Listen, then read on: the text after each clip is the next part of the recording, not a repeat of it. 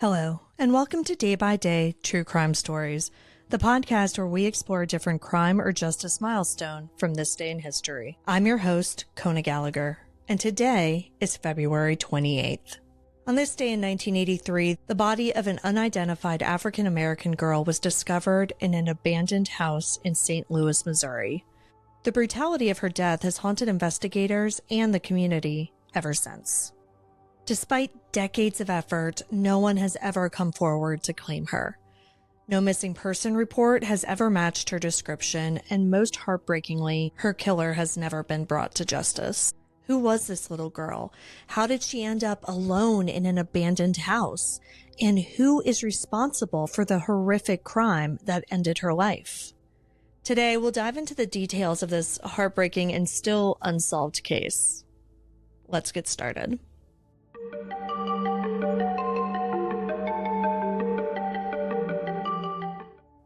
February 28th, 1983 was a cold and overcast day in St. Louis. Two men were searching for scrap metal in a vacant, crumbling house at 5635 Clemens Avenue. The property had been abandoned for some time. It was one of many neglected buildings in a struggling neighborhood. But what they found inside was something that no one could have expected. As they walked through the basement, they saw something on the floor. At first, they weren't sure what they were even looking at. Then the reality sank in. It was the body of a young girl. The girl had been murdered in a particularly brutal way. She was naked from the waist down, and her hands were bound behind her back with red and white nylon rope. But what truly horrified the men, and later the investigators, was that she had been decapitated. Her head was missing from the scene, and despite extensive searches, it has never been found. Terrified, the men ran from the house and flagged down a nearby police officer. Within minutes, the property was swarming with investigators, but instead of bringing clarity, what they found only deepened the mystery. When detectives arrived, they were immediately struck by the sheer brutality of the crime. This wasn't a typical homicide, it was something much more sinister. The girl's body showed few signs of decomposition, suggesting that she had been killed within days of being found. Her stomach was empty, and there was no blood at the scene other than on the yellow sweater that she was still wearing. The lack of other blood, though, indicated that she had been killed elsewhere and placed in the basement of that abandoned house. Investigators searched for any indication of who she might be, but there was nothing. She didn't have any distinguishing marks. She didn't have any jewelry or anything else that might have helped investigators figure out who she was. And without the ability to see her face or get dental records, identification proved to be more than challenging. An autopsy later revealed that she was likely between 8 and 11 years old, around 4 foot 10 inches tall, and weighed approximately 70 pounds. But beyond that, investigators had very little to work with. Detective Joseph Burgoon, one of the lead investigators, later recalled, quote, "I've worked a lot of homicide cases, but this one stays with you," end quote. Perhaps the biggest mystery in this case is that no one ever came forward to report the girl missing. Police checked school records, hospitals, and missing children's databases, but there were no reports of a missing child matching her description.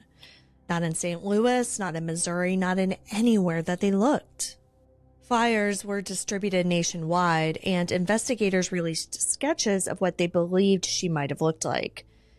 And yet, still, no one came forward. Later, the National Center for Missing and Exploited Children even created digital reconstructions of her face, hoping that someone somewhere might recognize her. But still, the phone never rang. It was as if she had never even existed. With no missing persons report, not only were investigators left with not even knowing who their victim was, they were left without any suspects. How can you investigate people in somebody's life when you don't even know who was in their life?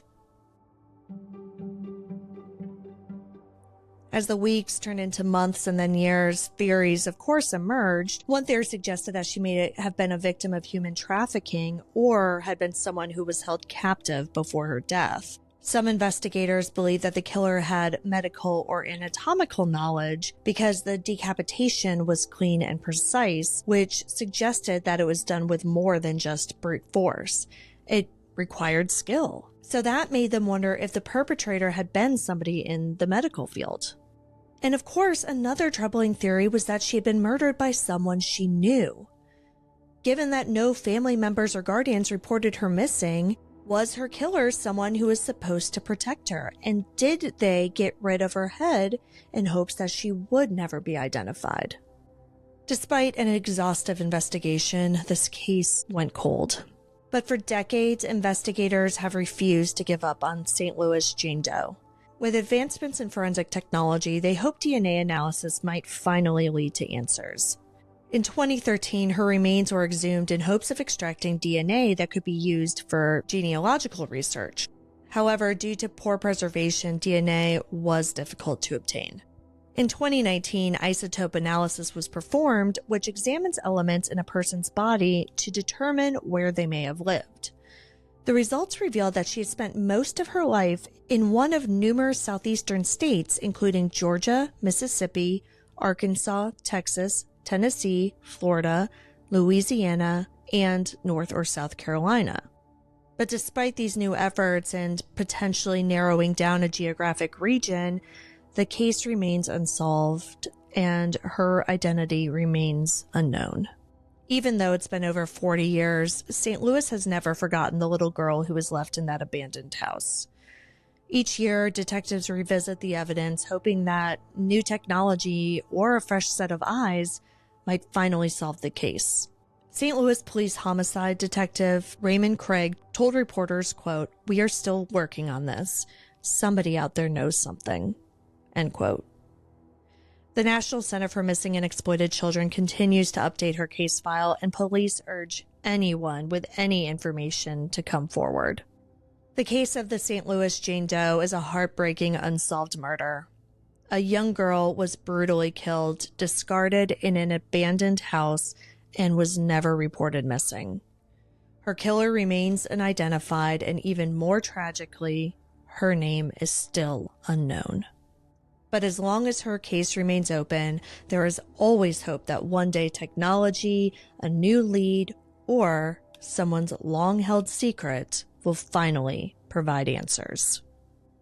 Thank you for joining me on today's episode of Day by Day True Crime Stories. If you found this story compelling, please subscribe, rate, and review us on your favorite podcast platform. And be sure to join me again tomorrow as we explore another significant event in true crime history. In the meantime, stay safe and remember that behind every headline is a life worth remembering. Day by Day True Crime Stories is a Little Monster production. Hey, you can do it!